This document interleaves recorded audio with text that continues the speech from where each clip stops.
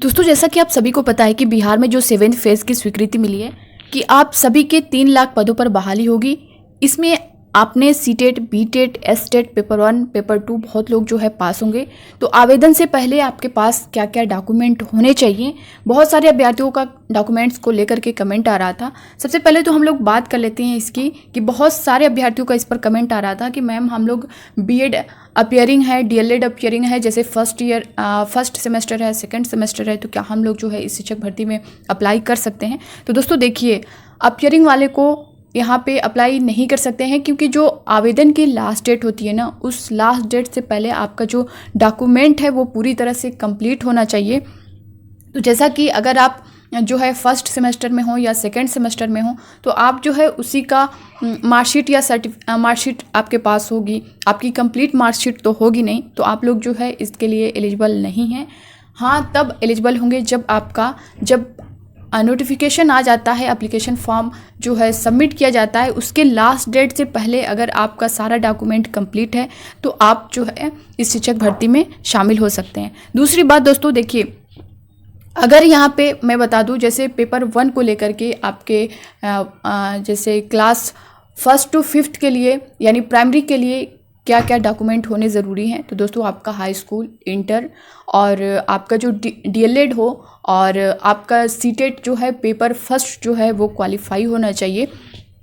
ये सारे डॉक्यूमेंट, इन सारे की मार्कशीट और सर्टिफिकेट जो है आपका कंप्लीट होना चाहिए, तभी जो है आप इस शिक्षक भर्ती में शामिल हो सकते हैं। दूसरी बात, अगर हम लोग 6 to 8 की बात करें तो आपका जो है हाई स्कूल की मार्कशीट और सर्टिफिकेट, इंटर की मार्कशीट और सर्टिफिकेट, ग्रेजुएशन की मार्कशीट और सर्टिफिकेट, और आपने बीएड किया हो या फिर डीएलएड किया हो उसकी मार्कशीट और सर्टिफिकेट, और सीटेट पेपर 2 की मार्कशीट और सर्टिफिकेट कंप्लीट आपके पास होनी चाहिए।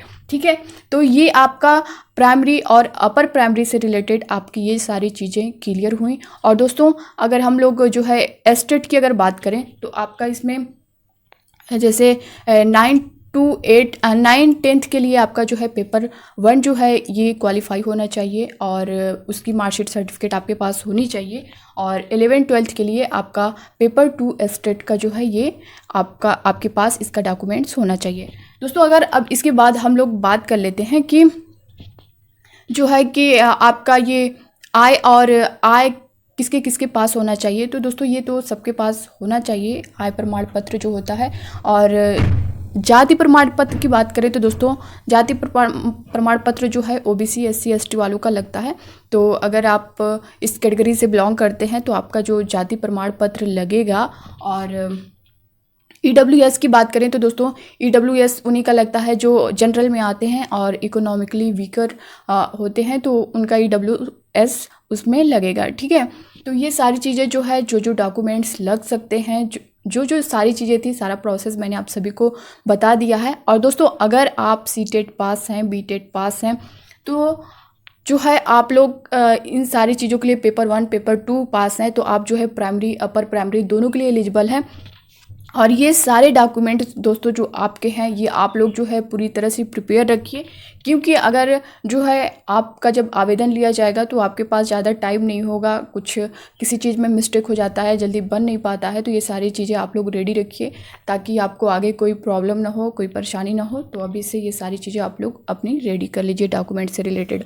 हाँ, इसको लेकर के बहुत कमेंट आ रहा था कि बीएड डीएलएड अपेयरिंग वालों का, तो दोस्तों आप लोग नहीं कर सकते हैं, क्योंकि आप लोग का तो अभी कंप्लीट ही नहीं हुआ है। आप लोग का फर्स्ट सेमेस्टर है, सेकंड सेमेस्टर है, तो आप लोग नहीं कर सकते हैं। मैंने बताया ना कि लास्ट डेट यानी आवेदन के लास्ट डेट से पहले जो है आप लोग, अगर आपका जो डॉक्यूमेंट सारा है कंप्लीट है, तो आप लोग आवेदन इसके लिए कर सकते हैं।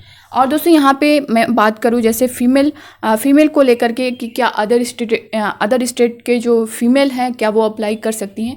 तो दोस्तों देखिए इसमें साफ साफ जो है नोटिफिकेशन में बताया गया है कि जो अदर स्टेट के कैंडिडेट हैं वो तो वहाँ पे अप्लाई नहीं कर सकते हैं। जो वहाँ के नागरिक हैं, जो वहाँ के मूल निवासी हैं, वही लोग जो है इसमें एलिजिबल हैं, आवेदन कर सकते हैं। लेकिन फ़ीमेल के लिए जैसे दोस्तों जैसे कुछ फीमेल्स हैं उनकी जो शादियां हैं वो अदर स्टेट में हो जाती हैं, तो अगर वो वहाँ की हैं, मूल निवासी वहीं की हैं, बट जो है उनकी शादी अदर स्टेट में हुई है, तो वो लोग भी अप्लाई कर सकती हैं बिहार से। और जो अदर स्टेट के हैं उनकी शादी अगर बिहार में हुई है, बिहार राज्य में हुई है, तो वो तो एलिजिबल होंगे ही। तो इन दोनों लोग के पास चांस है। तो इससे रिलेटेड ये था, और अदर स्टेट से रिलेटेड बाकी अदर कोई यहाँ पे अप्लाई नहीं कर सकता है। जो वहाँ का निवासी होगा वही अप्लाई कर सकता है। तो दोस्तों ये थी पूरी जानकारी इससे रिलेटेड। आई होप कि आप सबको अच्छी लगी होगी। वीडियो को लाइक करिएगा, ज़्यादा से ज़्यादा शेयर करिएगा ताकि हर अभ्यर्थी तक पहुँच सके। मिलते हैं नेक्स्ट अपडेट के साथ। इसी तरह की अपडेट पाने के लिए आप जो है विजडम मास्टर चैनल को सब्सक्राइब कर लीजिएगा, लाइक करिएगा। मिलते हैं नेक्स्ट अपडेट में, तब तक के लिए bye bye, take care, thank you.